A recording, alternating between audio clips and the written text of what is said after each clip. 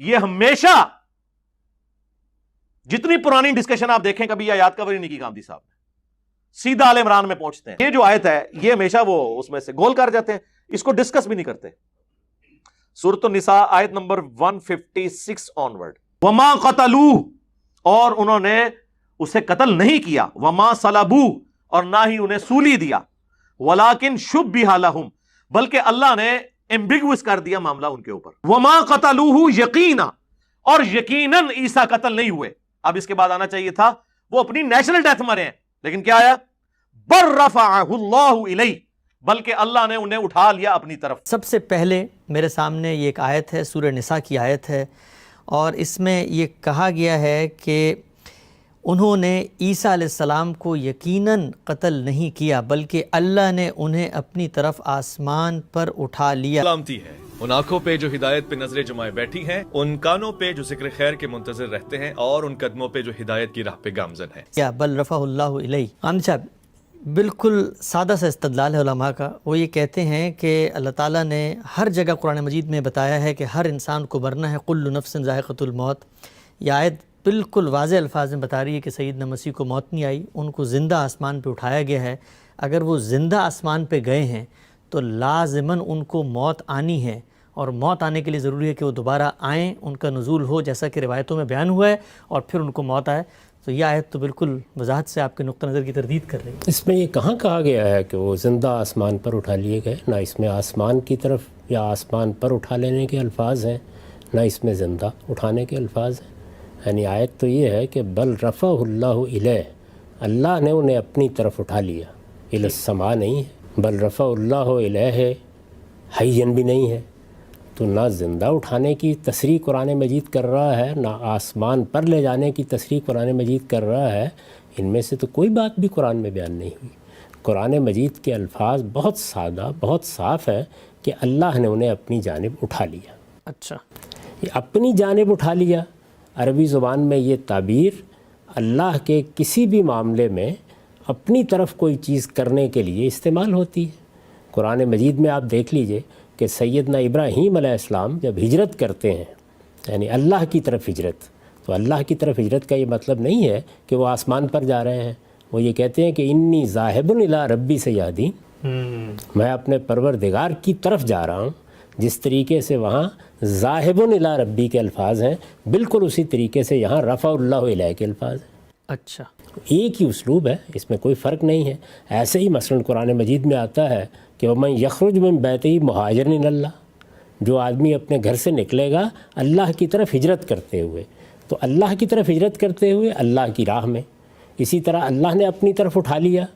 یہ تو ہماری اردو میں بھی تعبیر موجود ہے، اگرچہ عربی زبان میں اس کا مطلب بالکل اور ہے، لیکن یہ اردو میں بھی تعبیر موجود ہے. آپ میرے گھر میں آتے ہیں، مجھ سے پوچھتے ہیں کہ والد صاحب ملاقات نہیں ہوئی، دیکھا نہیں، تو میں کہتا ہوں تو اللہ نے اٹھا لیا، اللہ نے اپنی طرف اٹھا لیا.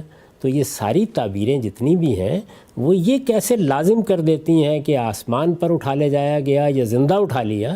ان میں سے کوئی چیز بھی قرآن میں بیان نہیں ہوئی، اور میں یہ عرض کرتا ہوں کہ کسی صحیح حدیث میں بھی بیان نہیں ہوئی. اچھا، قرآن مجید کے الفاظ تک رہیے. اللہ کی کتاب قرآن مجید کو رہنما بنا کر چلنا چاہیے، الفاظ کے دامن کو پکڑ کر آگے بڑھنا چاہیے. تو اس میں کوئی شک نہیں کہ قرآن مجید یہ کہتا ہے کہ جس وقت ان لوگوں نے یہ کوشش کی کہ وہ اللہ کے ایک رسول کو قتل کر دیں، یہ کوشش کی کہ اللہ کے ایک رسول کو صلیب دیں، یہ کوشش کی کہ ان کو صلیب دے کر ان کی تذلیل کریں، تو اللہ نے ان میں سے کوئی چیز نہیں ہونے دی. اگر آپ ان آیات کو پڑھیں اور ان کا زور دیکھیں کہ اللہ تعالیٰ کس وضاحت کے ساتھ یہ بتا رہے ہیں کہ ما قتلوہ وما صلبوہ، انہوں نے ان کو صلیب نہیں دی، انہوں نے ان کو قتل نہیں کیا، ان میں سے کچھ بھی کر نہیں سکے. یہ زور کیوں ہے اتنا غیر معمولی؟ اللہ تعالیٰ کے نبی ہیں جنہیں قتل کیا گیا ہے. رسولوں کے باب میں اللہ تعالیٰ کی سنت یہ ہے کہ وہ ان کو لازماً نجات دیتے ہیں، اور جن لوگوں نے ان کا انکار کیا ہوتا ہے ان کو لازماً سزا دیتے ہیں. ٹھیک. تو یہ چونکہ اللہ تعالیٰ کی دینونت کا ظہور ہوتا ہے، وہ اس کے نمائندے بن کر آتے ہیں، سفیر کی حیثیت سے آتے ہیں. تو اس لیے جب سیدنا مسیح علیہ السلام کے بارے میں یہ دعویٰ کیا گیا کہ ان کو صلیب دے دی گئی، صلیب پر ان کی تذلیل کی گئی، ان کو کانٹوں کا تاج پہنایا گیا، ان کو صلیب خود کندھے پر اٹھا کر لے جانے کے لیے کہا گیا، جب یہ باتیں کہی گئیں تو قرآن مجید نے اس کے کوئی 576-77 سال بعد پوری قوت کے ساتھ اس کی تردید کی اور کہا کہ ما قتلوہ و ما صلبوہ، نہ وہ ان کو قتل کر سکے نہ وہ ان کو صلیب دے سکے. کیا ہوا؟ معاملہ ان کے لیے مشتبہ کر دیا گیا. ولیکن شبہ لہم، اور اصل میں کیا چیز ہوئی؟ فرمایا بل رفع اللہ الیہ، اللہ نے انہیں اپنی طرف اٹھا لیا. اب اللہ نے انہیں اپنی طرف اٹھا لیا، ظاہر ہے کہ یہ اجمال ہے، یعنی اس میں تصریح نہیں کی گئی کہ کیا کیا، کیسے اٹھا لیا. یعنی اٹھا لیا کا ایک اجمالی بیان ہے جو کر دیا گیا ہے. قرآن مجید کی تفسیر کا یہ ایک قطعی اصول ہے کہ جس وقت آپ کسی جگہ دیکھیں کہ ایک بات اجمال میں بیان ہوئی ہے، بہت اختصار سے ایک چیز کو واضح کر دیا گیا ہے، تو اب آپ یہ دیکھتے ہیں کہ کیا یہی اجمال کسی دوسری جگہ تفصیل میں بدلا گیا ہے. جو بات یہاں مجملاً کہی گئی ہے، کیا قرآن مجید نے کہیں اس کی وضاحت کی ہے، یہ بتایا ہے؟ تو آپ پھر سورہ آل عمران میں جائیے. سورہ آل عمران میں جب آپ جاتے ہیں تو یہ معلوم ہوتا ہے کہ یہ ان کو اٹھا لینے کا معاملہ کیسے ہوا ہے. اچھا، یعنی اللہ تعالیٰ نے اس سورہ نساء میں جو بات کہی ہے وہ اس سے پہلے سورہ آل عمران میں واضح کر چکے ہیں کہ یہ معاملہ کیسے ہوگا. یعنی پہلے کر چکے ہیں واضح. وہ سورہ آل عمران پہلے نازل ہوئی ہے، یہ بھی درست ہے. مضمون کے لحاظ سے بھی معلوم ہوتا ہے کہ وہ پہلے نازل ہوئی ہے اور نساء بعد میں نازل ہوئی ہے، لیکن بہرحال یہ اجمال ہے جس کی وہ تفصیل ہے. تو صحیح اصول یہ ہوتا ہے کہ جب ایک جگہ ایک بات اجمال سے بیان ہوئی ہے تو آپ جا کے دیکھیں گے کیا دوسری جگہ اس کی تفصیل کی گئی ہے. تو میں وہ تفصیل آپ کے سامنے رکھتا ہوں، اور پھر دیکھیے کہ اس میں رسولوں کے باب میں جو قانون ہے وہ کیسے ملحوظ رہا ہے. اللہ تعالیٰ نے کس طرح اپنی قدرت کا اظہار کیا ہے، کیسے مسیح علیہ السلام کو نجات دی گئی ہے، اور کس طرح سے ان کو وہ بلندی عطا ہوئی ہے جو اللہ ہی اپنے بزرگ برگزیدہ بندوں کو عطا کرتا ہے. تو اس کو دیکھیے، یہ سورہ آل عمران ہے اور سورہ آل عمران کی 55 آیت ہے. یہ آپ کے علم میں ہے کہ سورہ آل عمران میں سیدنا مسیح علیہ السلام کی پیدائش کا معاملہ بیان ہوا ہے، سیدنا مسیح علیہ السلام کی دعوت بیان ہوئی ہے، یہ بیان کیا گیا ہے کہ ان کے حواریوں نے کس طریقے سے ان کی نصرت کا عہد لیا. یہ سب باتیں بیان ہوئی ہیں. ان سب باتوں کو بیان کر دینے کے بعد اللہ تعالیٰ نے فرمایا ہے وَمَكَرُوا وَمَكَرَ اللَّهُ. یہ ہوا، یعنی پوری داستان پیچھے بیان کر دی، یہ ہوا. اور بنی اسرائیل نے اس کے خلاف خفیہ تدبیریں کرنا شروع کی. خفیہ تدبیریں کرنا شروع کی، لفظ مکر استعمال ہوا ہے. وَمَكَرُوا وَمَكَرَ اللَّهُ. کیا خفیہ تدبیریں کرنی شروع کی؟ اس پر میں نے نوٹ لکھا ہے. یہ تدبیریں کیا تھیں؟ استاد امام امین احسن اصلاحی نے ان کی وضاحت اس طرح فرمائی ہے. ایک تو انہوں نے آپ پر اور آپ کے ساتھیوں پر اسلاف کی روایات توڑنے اور بزرگوں کی توہین و تحقیر کا الزام لگایا تاکہ عوام کے جذبات ان کے خلاف بھڑکا سکیں. یعنی یہ معاملہ کیسے ہوا؟ دوسرا جال انہوں نے یہ بچھایا کہ اپنے مخصوص آدمی بھیج کر ان سے ایسے سوالات کیے جن کے جوابوں سے ان کے خلاف کفر و ارتداد کے فتوے کا مواد فراہم ہو سکے. یہ کام یہود کے فقیہوں اور فریسیوں نے بڑی سرگرمی سے انجام دیا، اور سیدنا مسیح کی تمثیلوں اور تشبیہوں کے اندر سے انہوں نے اپنی دانست میں وہ مواد فراہم کر لیا جس کی بنیاد پر ان کے واجب القتل ہونے کا فتویٰ دیا جا سکے. اچھا، یعنی یہ وہ تدابیر ہیں جو ان کی دعوت سے آزردہ ہو کر بنی اسرائیل کے علماء نے کرنی شروع کی. تیسرا یہ کہ اس زمانے میں چونکہ ملک پر سیاسی اقتدار رومیوں کا تھا، یعنی جس جگہ یروشلم میں ان کے ساتھ یہ معاملہ ہو رہا تھا وہاں اس وقت رومیوں کا اقتدار قائم تھا، انہی کا مقرر کردہ عامل پلاطس وہاں تھا. تیسرا یہ کہ اس زمانے میں چونکہ ملک پر سیاسی اقتدار رومیوں کا تھا، اس وجہ سے ان کو بھڑکانے کے لیے مواد فراہم کرنے کی کوشش کی گئی. پہلے تو خراج کی ادائیگی سے متعلق سیدنا مسیح علیہ السلام سے سوالات کیے گئے جن سے یہ ثابت ہو سکے کہ یہ شخص لوگوں کو کیسر کو خراج دینے سے روکتا ہے. اچھا، یعنی یہ صلیب دینے کی سازش ہوئی کیسے؟ لیکن اس قسم کے سوالوں کے جواب سیدنا مسیح نے ایسے دندان شکن دیے کہ علماء یہود اپنا سا منہ لے کر رہ گئے. پھر انہوں نے یہ الزام لگایا کہ یہ شخص اسرائیل کا بادشاہ ہونے کا مدعی ہے. اچھا، اس کے لیے حضرت مسیح کے بعض تمثیلی اقوال سے مواد حاصل کرنے اور اس کے ذریعے سے رومی حکومت کو بھڑکانے کی کوشش کی گئی. خود تو صلیب نہیں دے سکتے تھے نا. چوتھی تدبیر یہ کی گئی کہ سیدنا مسیح کے 12 شاگردوں میں سے ایک شاگرد یہودا کو جو منافق تھا یہود نے رشوت دے کر اس بات پر راضی کر لیا کہ وہ حضرت کی مخبری کرے اور ان کو گرفتار کرائے۔ اچھا، یہ مکرو کی تفسیر ہے۔ یعنی جو چارج شیٹ یہود نے بنائی تھی اس کی یہ ہے تفسیر۔ وہ اس میں کس طریقے سے ایک سازش کر رہے تھے کہ سیدنا مسیح کے گرد ایسی چیزیں اکٹھی کر دی جائیں کہ رومی عامل یا رومی گورنر آمادہ ہو جائے کہ وہ انہیں صلیب دے دیں۔ خود تو نہیں دے سکتے تھے، حکومت ان کی تھی۔ تو قرآن کہتا ہے وہ مکرو، یعنی بنی اسرائیل نے اس کے خلاف خفیہ تدبیریں کرنا شروع کی۔ یہ تدبیریں ہیں جن کی تفصیل میں نے بتا دی۔ وہ مکر اللہ، اور اللہ نے بھی اس کے جواب میں خفیہ تدبیر کی، خفیہ تدبیر کی، وہی لفظ مکر استعمال کیا ہے۔ کیا تدبیر کی؟ فرمایا اور ایسی تدبیروں میں اللہ سب سے بڑھ کر ہے، یعنی اللہ کے مقابلے میں کسی کی تدبیر کیا چل سکتی ہے۔ اب اللہ تعالیٰ بیان کرتے ہیں اس آیت میں کہ ہم نے کیا کیا، یعنی یہ ان کی تدبیریں تھیں جن کا ایک خلاصہ میں نے بیان کر دیا، اس کے جواب میں اللہ تعالیٰ نے کیا کرنے کا ارادہ کیا، کیا کرنے کا فیصلہ کیا، اس کو بیان کیا ہے۔ فرمایا کہ قال اللہ وَمَكَرُوا وَمَكَرَ اللَّهُ وَاللَّهُ خَيْرُ الْمَاكِرِينَ اِذْ قَالَ اللَّهُ يَا عِيسَىٰ إِنِّي مُتَوَفِّيكَ وَرَافِعُكَ إِلَيَّ وَمُطَهِّرُكَ مِنَ الَّذِينَ كَفَرُوا وَجَاعِلُ الَّذِينَ اتَّبَعُوكَ فَوْقَ الَّذِينَ كَفَرُوا إِلَىٰ يَوْمِ الْقِيَامَةِ۔ اس آیت پر ہم اس سے پہلے بھی گفتگو کر چکے ہیں جب میزان کی بعض چیزیں زیر بحث تھیں۔ اس وقت جب اللہ نے کہا، کیا کہا؟ اے عیسیٰ میں نے فیصلہ کیا ہے کہ تجھے وفات دوں گا۔ اچھا، سب سے پہلی بات یہی کہی، انی متوفیک، تجھے وفات دوں گا اور پھر کیا کروں گا، اور اپنی طرف اٹھا لوں گا۔ دیکھیے وہی بل رفع اللہ علیہ کے جو الفاظ ہیں، بیان ہی وہی الفاظ یہاں ہیں، اچھا وہی الفاظ دہرا دیے گئے ہیں مزید وضاحت کے ساتھ، مزید وضاحت کے ساتھ، یعنی وہاں پہ اجمال ہے، یہاں تفصیل کر دی ہے۔ یعنی یہ سارا معاملہ کیسے ہوا، سیدنا مسیح علیہ السلام کے لیے اللہ تعالیٰ نے کیا تدبیر کی، کیسے انہیں اٹھایا گیا۔ تو یہ ارشاد فرمایا ہے کہ میں نے فیصلہ کیا ہے کہ تجھے وفات دوں گا اور اپنی طرف اٹھا لوں گا اور تیرے ان منکروں سے تجھے پاک کروں گا اور تیری پیروی کرنے والوں کو قیامت کے دن تک ان منکروں پر غالب رکھوں گا۔ یہ اعلان کیا گیا۔ تو یہاں اب یہ تفصیل کر دی اللہ تعالیٰ نے کہ یہ رفع کیسے ہوا، یعنی پہلے ان کی روح قبض کی گئی، ان کو وفات دی گئی، اس کے بعد جب روح قبض ہو جاتی ہے، وفات ہو جاتی ہے، تو کیا رہ جاتا ہے باقی؟ جسم۔ تو ان کے جسم اطہر کو فرشتے اٹھا لے گئے۔ اچھا، اب دیکھیے اس پر میں نے لکھا ہے، یعنی روح قبض کر کے تیرا جسم بھی اپنی طرف اٹھا لوں گا، یعنی روح قبض کر کے۔ دیکھیے قرآن کے ایک ایک لفظ کا حق ادا کیجئے۔ انی متوفیک، میرا فیصلہ کیا ہے، اللہ تعالیٰ کہتے ہیں میں تیری روح قبض کروں گا، تجھے وفات دوں گا، جو بھی تعبیر اختیار کرنی ہو، یعنی روح قبض کر کے تیرا جسم بھی اپنی طرف اٹھا لوں گا تاکہ یہ ظالم اس کی توہین نہ کر سکیں۔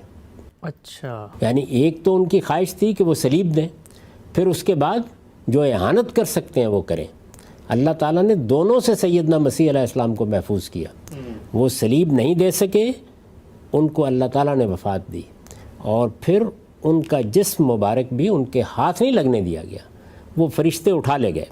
یعنی روح قبض کر کے تیرا جسم بھی اپنی طرف اٹھا لوں گا تاکہ یہ ظالم اس کی توہین نہ کر سکیں۔ مسیح علیہ السلام اللہ کے رسول تھے، اور رسولوں کے بارے میں اللہ تعالیٰ کا یہ قانون قرآن میں بیان ہوا ہے کہ اللہ ان کی حفاظت کرتا ہے، اور جب تک ان کا مشن پورا نہ ہو جائے ان کے دشمن ہرگز ان کو کوئی نقصان پہنچانے میں کامیاب نہیں ہوتے۔ اس طرح ان کی توہین و تذلیل بھی اللہ تعالیٰ گوارا نہیں کرتے، اور جو لوگ اس کے درپے ہوں انہیں خاص مدت تک مہلت دینے کے بعد اپنے رسولوں کو لازماً ان کی دست برد سے محفوظ کر دیتے ہیں۔ تو یہ تفصیل ہے، یعنی اللہ تعالیٰ نے یقیناً انہیں اٹھا لیا، لیکن کس طرح اٹھایا، قرآن مجید سورہ آل عمران میں یہ پہلے بیان کر چکا تھا، اس لیے یہاں اجمال کا طریقہ اختیار کیا گیا ہے۔ یعنی پہلے یہ بات قرآن مجید کے طالب علموں کو معلوم ہو گئی تھی، قرآن مجید کے پڑھنے والوں کو معلوم ہو گئی تھی کہ اللہ تعالیٰ نے کیا فیصلہ کیا ہے۔ تو یہاں دیکھیے ایک ایک مرحلے کی وضاحت کی ہے کہ میں نے فیصلہ کیا ہے کہ میں وفات دوں گا، ظاہر ہے کہ پہلا مرحلہ یہ ہوگا، میں نے فیصلہ کیا ہے کہ رافعُکَ الیہ، میں اپنی طرف تجھے اٹھا لے جاؤں گا۔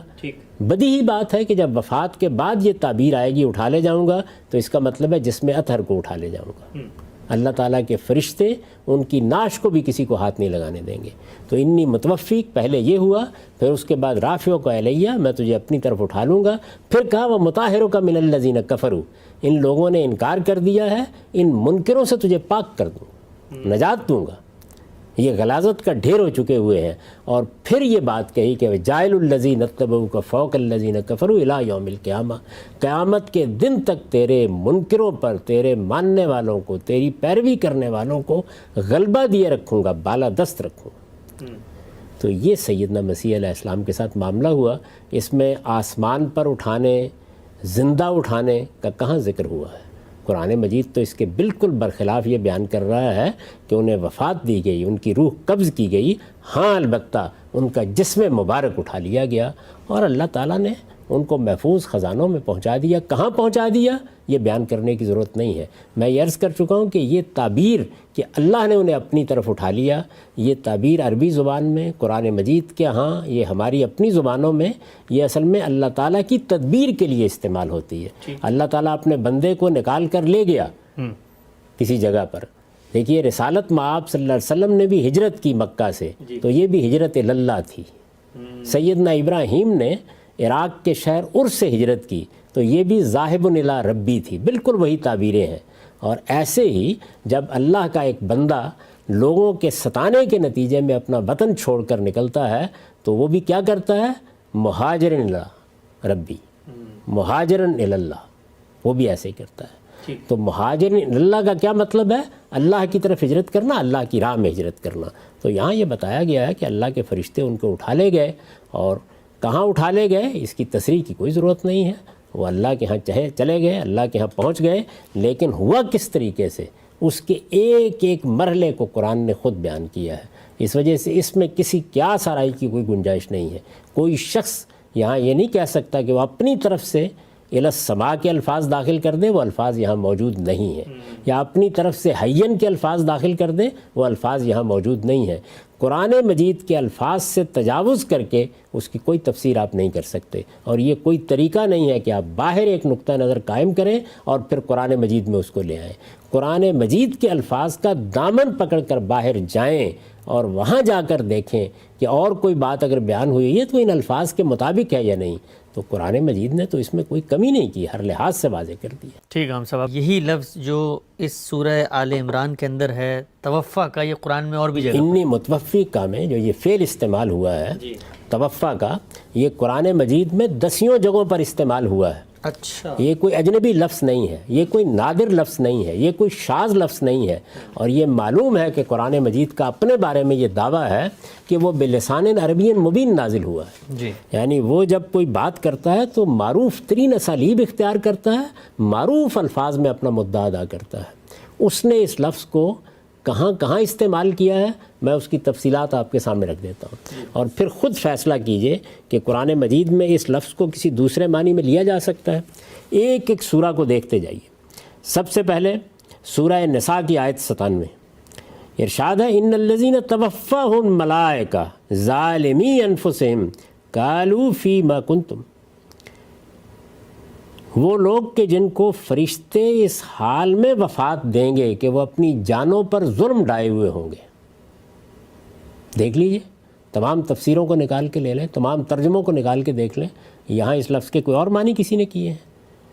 فرشتے ان کو وفات دیں گے، وہی توفاہم الملائکہ، وہی فعل استعمال ہوا. قالوا فیما کنتم، اور وہ پوچھیں گے ان سے کہ یہ تم کس صورتحال میں رہے.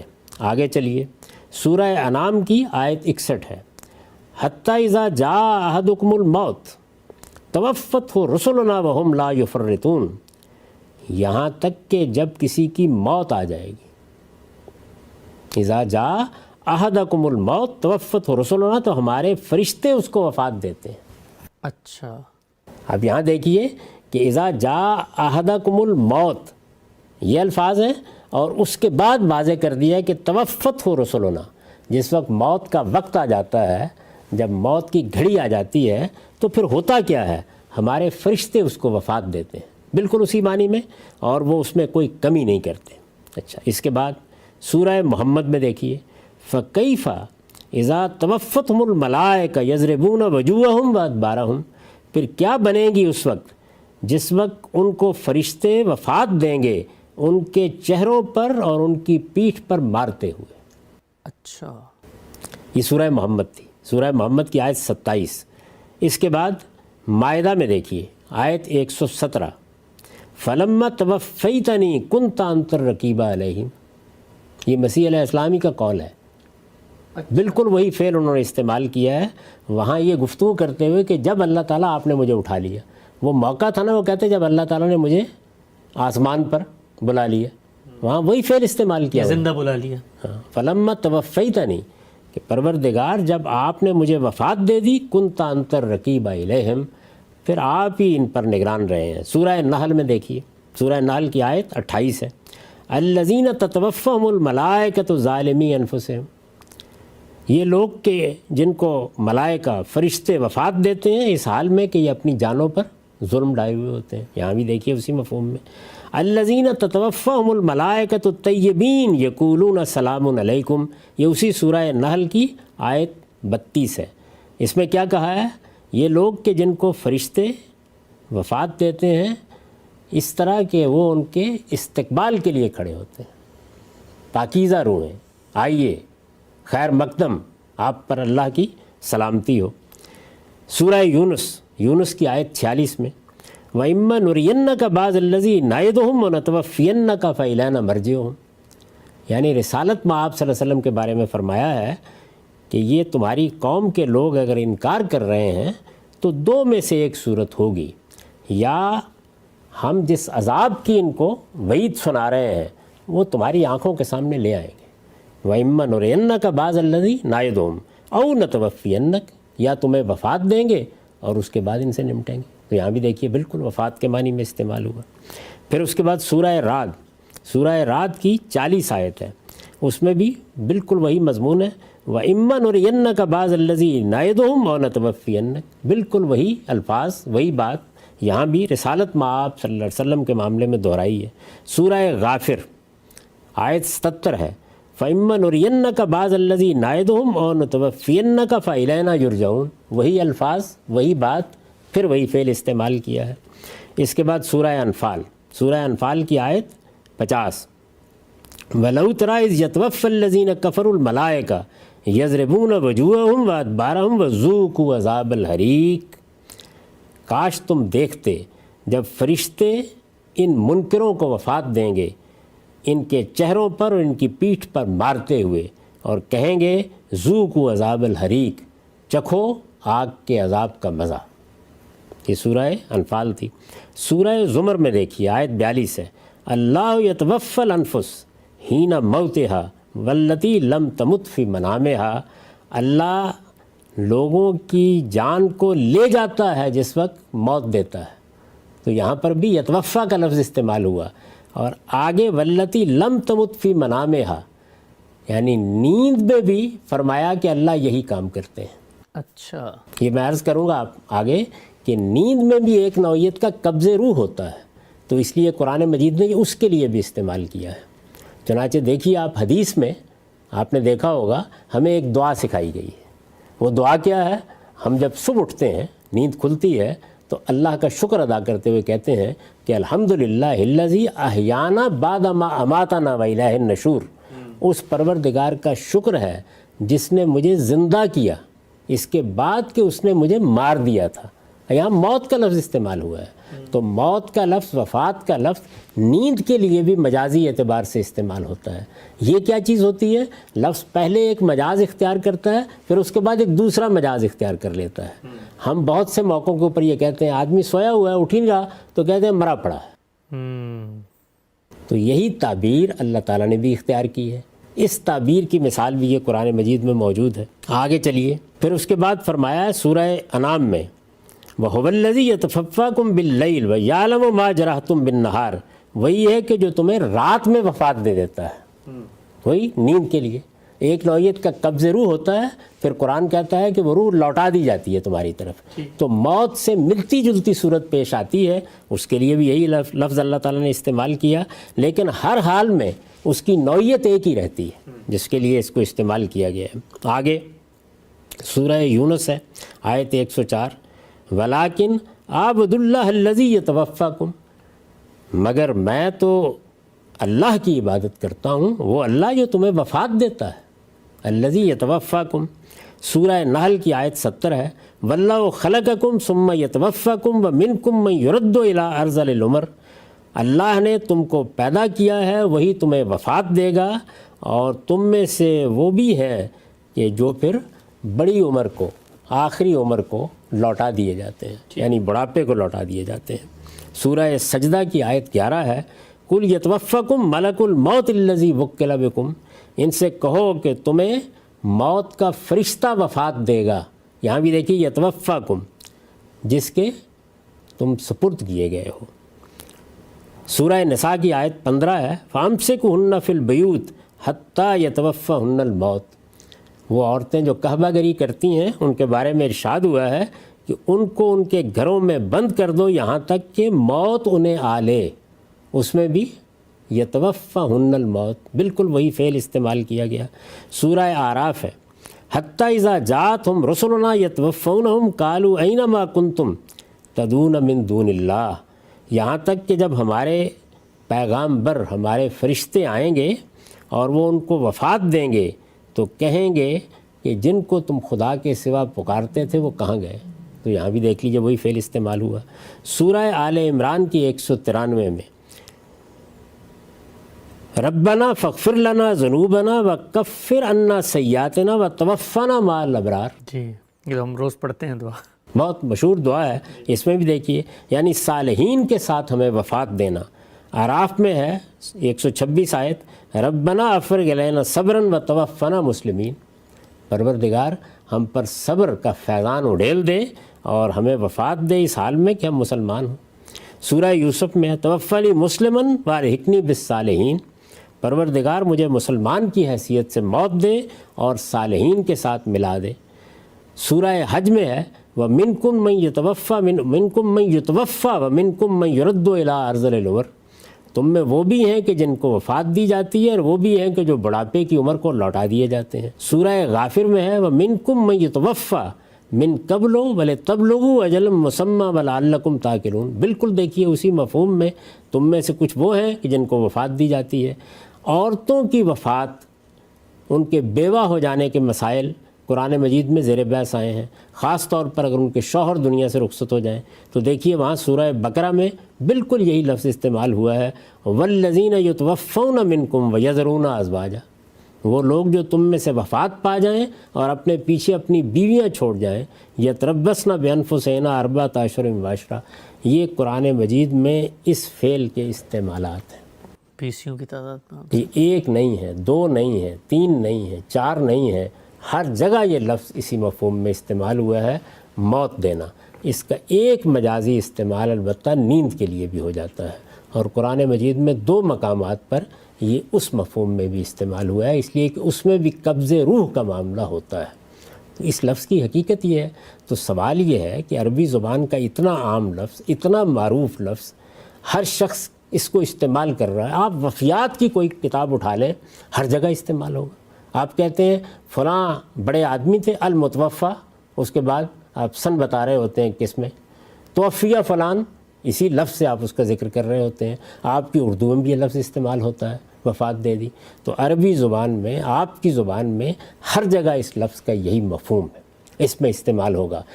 लेकिन इसमें कोई शुबा नहीं है कि जिस वक्त इस लफ्ज़ का मफ़ूल तब्दील हो जाएगा, अब अलबत्ता दूसरे मानी इसमें पैदा हो जाते हैं। वो मैंने सब के सब आपके सामने अक़रबुल मवारिद के हवाले से रख दिए हैं। लेकिन ज़रूरी है कि वो मफ़ूल या कोई चीज़ हो या वो कोई अमर हो, कोई मामला हो।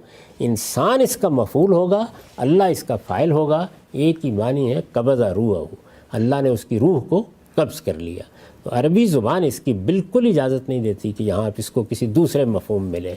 अब मैं उन तमाम एतराज़ात का जवाब देने के लिए हाज़िर हूँ जो उस्ताद इमाम ने सामने रखे। ठीक है साहब, उन पर आने से पहले एक चीज़ की मज़ीद ज़रा वजाहत फरमा दीजिएगा। आपने फरमाया कुरान मजीद ने 2 जगह पर नींद के लिए भी इसका इस्तेमाल किया, तो अगर हम वो इस्तेमाल यहाँ पर दाखिल कर लें, क्योंकि वहाँ पर भी बंदा ही, रजुल ही से फ़ेल मुतल्लक हो रहा है, बंदे ही को तवफ़्फ़ा का लफ्ज़ इस्तेमाल हो रहा है और करने वाला फ़ाइल अल्लाह है, मफ़ूल बंदा है, और वहाँ नींद का मफ़हूम है, تو کیا معنی ہے کہ یہاں پر وہ معنی نہیں لیا جا سکتا؟ یعنی نیند کا مفہوم یہاں کیوں نہیں لیا جا سکتا؟ اس لیے کہ دونوں جگہ کرینہ ہونا چاہیے.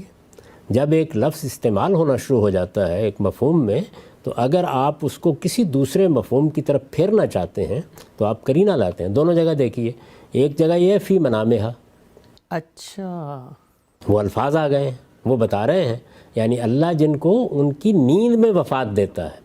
دوسری جگہ بھی یہی الفاظ ہیں، یعنی باللیل، رات میں وفات دیتا ہے. تو ہم بھی ایسے بولتے ہیں. میں نے ابھی آپ کو دعا کی مثال دی. جب میں صبح اٹھ کر یہ دعا پڑھتا ہوں اور یہ جانتا ہوں کہ یہ خدا کے پیغمبر نے صبح اٹھ کر پڑھنے کے لیے سکھائی ہے، تو اس موقع پر میرے احوال کرینہ بن جاتے ہیں. میں ہرگز اس کے یہ معنی نہیں لیتا کہ اللہ تعالیٰ نے مجھے زندہ کیا ہے، اس سے پہلے مار دیا تھا. یعنی وہاں ظاہر ہے کہ موت کا لفظ استعمال ہو رہا ہے رات کو سونے کے لیے، حیات کا لفظ استعمال ہو رہا ہے صبح اٹھنے کے لیے. الحمدللہ الذی احیانا بعد ما اماتنا والیہ النشور. تو وفات اور موت کے الفاظ مجازی طور پر نیند کے لیے استعمال ہوتے ہیں. یہ دنیا کی بہت سی زبانوں میں استعمال ہو جاتے ہیں، عربی زبان میں بھی استعمال ہوتے ہیں. تو میں پھر وہی بات عرض کروں گا کہ آپ جب کسی لفظ کے معنی بیان کرنا چاہتے ہیں تو آپ کو بتانا پڑے گا کہ اہل زبان اس کو کہاں استعمال کرتے ہیں. میں نے یہ قرآن مجید سے 10 مقامات آپ کے سامنے رکھ دی ہیں. دراز نفسی کی ہے، طول کلام بھی ہوا ہے، لیکن کیوں؟ اس لیے کہ ایک قرآن مجید کے اندر معروف استعمال ہے جس کو آپ اس کی جگہ سے ہٹا رہے ہیں. اس کے لیے کرینہ کیا ہے یہاں پہ؟ وہ قرائن جو آپ بیان فرما رہے ہیں، جو استاد امام نے بیان فرمائے ہیں، ان میں سے ایک ایک کے بارے میں عرض کروں گا کہ کیا غلطی لگی ہے. لیکن یہ نہیں ہو سکتا کہ آپ کسی لفظ کے معنی بیان کریں اور اس کے بعد یہ کہیں کہ اس لفظ کے یہ معنی میں پیدا کر رہا ہوں. اس کی حقیقت کو سامنے رکھ کے، اس لفظ کی حقیقت کو سامنے رکھ کے معنی پیدا کرنے کا آپ کا اختیار نہیں ہے. لفظ اہل زبان جس معنی میں استعمال کرتے ہیں ان کو سامنے رکھ کر لفظ کی حقیقت آپ بیان کر سکتے ہیں. یہ الٹ صورتحال ہے. وہ جو حقیقت بیان کی جاتی ہے وہ لفظ کے فہم کے لیے ہوتی ہے، وہ لفظ کے اندر اتارنے کے لیے ہوتی ہے، اس سے معنی میں کوئی تبدیلی نہیں آتی. یعنی لٹرل میننگ کیا تھا، آغاز کہاں سے ہوا اور کیا کیا اس کے آگے پھر استعمال؟ یہ میں نے کہا وہ فقہ اللغہ ہے. یعنی آپ کو یہ بتایا جاتا ہے کہ عربی زبان میں الفاظ کے اندر معنی کیسے پیدا ہوتے چلے گئے. تو چنانچہ بہت سے لوگوں نے یہ کارنامہ کیا کہ انہوں نے لفظ کی حقیقت کی بحث سامنے رکھی. وہ یہ نہیں جانتے تھے کہ یہ لسانیات کی بحث ہے، اور اس کے بعد کیا کیا، اپنی طرف سے لفظ کے ایک معنی بنا دیے. لفظ صلاۃ کے ساتھ یہ ہوا، لفظ زکوٰۃ کے ساتھ ہوا، قرآن مجید کی اصطلاحات کے ساتھ ہوا، حج کے ساتھ یہ معاملہ ہوا، ملائکہ کے لفظ کے ساتھ یہ معاملہ ہوا. یہ احداث فی اللغہ ہے. کوئی زبان آشنا شخص یہ جسارت نہیں کر سکتا. تو اس وجہ سے لفظ کی حقیقت کیا ہے، لفظ کے اندر وہ کیا چیز تھی جس نے سب معنی کا احاطہ کر لیا ہے، اس کو جاننا لسانیات کا موضوع ہے. لیکن لفظ کس معنی میں استعمال ہوا ہے اس کے لیے آپ کو بتانا پڑے گا اہل زبان نے اس کو کہاں استعمال کیا ہے.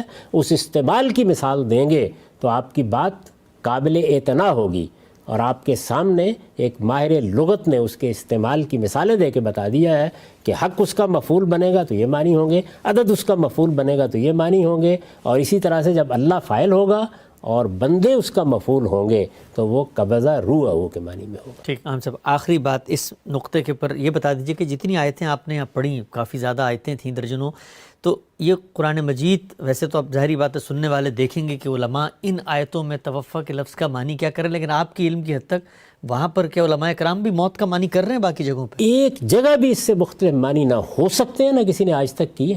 اچھا، کیونکہ وہ تو معنی ہی بدل جائے گا. فرشتے موت دیتے ہیں تو کیا مطلب فرشتے کسی جگہ کوئی کرنے کی جسارت نہیں کر سکتا. کوئی ترجمہ اٹھا لیجیے، یعنی بریلوی علماء کا ترجمہ، دیوبندی علماء کا ترجمہ، مولانا سید ابو اللہ صاحب مودودی کا ترجمہ، یہ سب کے سب لوگ مانتے ہیں. نزول مسیح کو بھی مانتے ہیں، رفع مسیح کو بھی مانتے ہیں. لیکن کسی ایک مقام پر بھی یہ لفظ میں نے آپ کو بتایا نا کہاں کہاں استعمال ہوا ہے. کیا کسی نے اخذ بالتمام کا مطلب کیا ہے؟ کیا کسی نے پورا کا پورا لے لینے کا مطلب کیا ہے؟ پورا کا پورا لے لینا اس لفظ کی حقیقت ہے، یہ اس کے معنی نہیں ہے.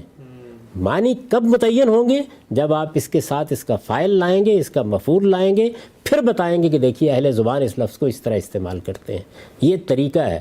یہی بات ہے جس کے بارے میں نے پرویز صاحب کے طریقے پر تبصرہ کرتے ہوئے آپ کو بتایا تھا. خود استاد امام نے کہا کہ انہیں عربی زبان اپنے گھر میں بیٹھ کے بنائی ہے. وہ کیا چیز ہے جو بنائی ہے؟ وہ یہ ہے کہ لفظ کی حقیقت جو اہل لغت بیان کرتے ہیں اس کو سامنے رکھ کر لفظ میں نئے معنی پیدا کر دیے. یہ جسارت آپ نہیں کر سکتے.